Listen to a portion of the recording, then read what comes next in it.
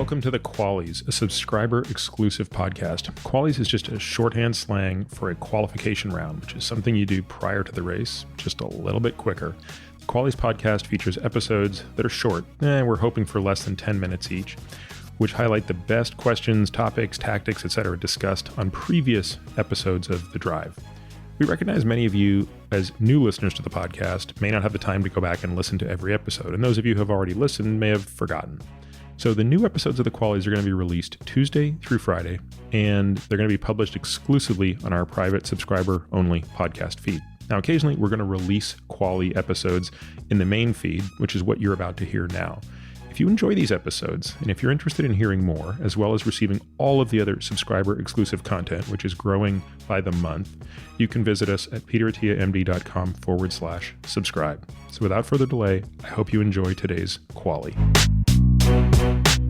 You know, you said something a moment ago that made me think of one of my favorite talks. So, you know that I'm the biggest fan of David Foster Wallace, this person who I've just always been kind of so amazed by his insight. I just, here's a guy who was not a trained psychiatrist, he's a writer, and yet his insights into humanity go beyond almost anything. I think you couldn't learn this stuff in a textbook. And, I've been asked before, like, if you could bring anybody back from the dead, of recent era, right? Who would it be? And I think it would be him. If I could go back in time and spend a day with anybody, it would probably be with David Foster Wallace. He has a very famous commencement speech from 2005 that he delivered at Kenyon College, titled "This is Water." And in it, he talks about the fact that the way he describes it is, there's no such thing as atheism. We are all worshiping some God. Do you worship money, power, your body, your physical allure? And he almost makes the case that at least if you pick a God to worship, the harm to you might be less. Because if it is money you worship, you'll never have enough. If it's power you worship, you'll never feel strong enough. If it's intellect that you worship, you'll always feel like a fraud. And I remember listening to this for the very first time, which was many years ago, and thinking, yeah, I get that. Like, I really get that. Like, I know I'm not alone, but I think a lot of people who place their self-worth in their intellect, you think, what if people find out I'm not that smart? Like, I'm just a fraud. And, it just speaks to this entire nature of humanity. And of course, the tragedy in the case of David Foster Wallace is that he ends up taking his own life by suicide 3 years after he gave that talk. Now, totally unrelated, I want to play something for you. So I was actually just listening to this today. I hadn't come across this before, but this is an interview with David Foster Wallace and Terry Gross from NPR. I believe it was 97. So it was like a year or two after Infinite Jest came out. So I want to play this for you if I can cue it up on my phone here. Because I thought of you as soon as I heard this, right? Okay, here we go. I really like the way you write about a pleasure and how difficult it can be to really achieve. You write about pleasure in The Infinite Jest, your latest novel. And I'm thinking, one of the things relating to that, in Infinite Jest, one of the characters finds that marijuana is no longer a pleasurable experience. It just makes him terribly self-conscious and therefore anxious. And I'm wondering what happens to you when you do something that's supposed to give you pleasure and that just makes you uncomfortable or anxious.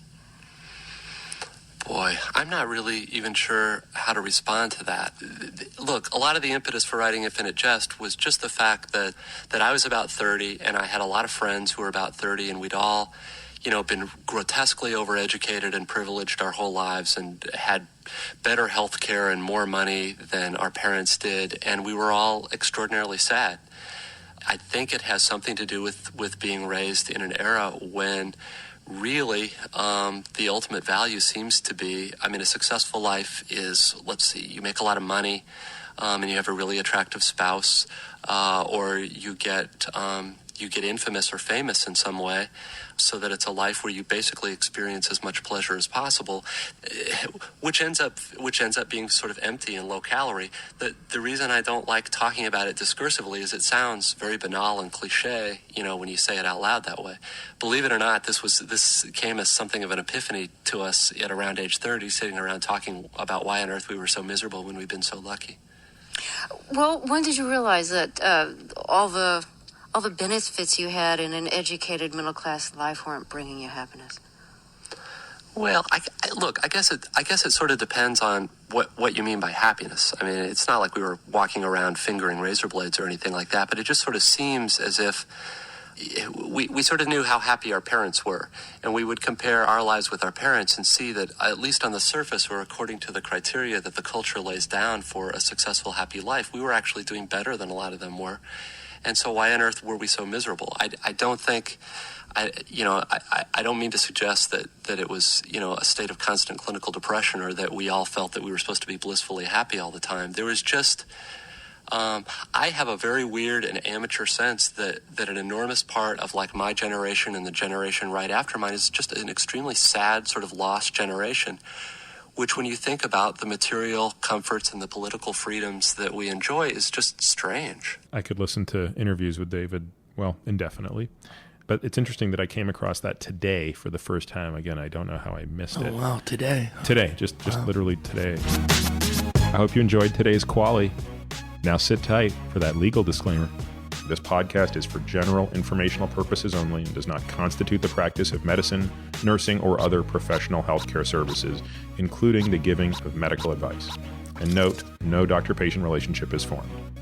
The use of this information and the materials linked to the podcast is at the user's own risk. The content of this podcast is not intended to be a substitute for professional medical advice, diagnoses, or treatment. Users should not disregard or delay in obtaining medical advice for any medical condition they have, and should seek the assistance of their healthcare professionals for any such conditions. Lastly, and perhaps most importantly, I take conflicts of interest very seriously. For all of my disclosures, the companies I invest in and/or advise, please visit peterattiamd.com/about.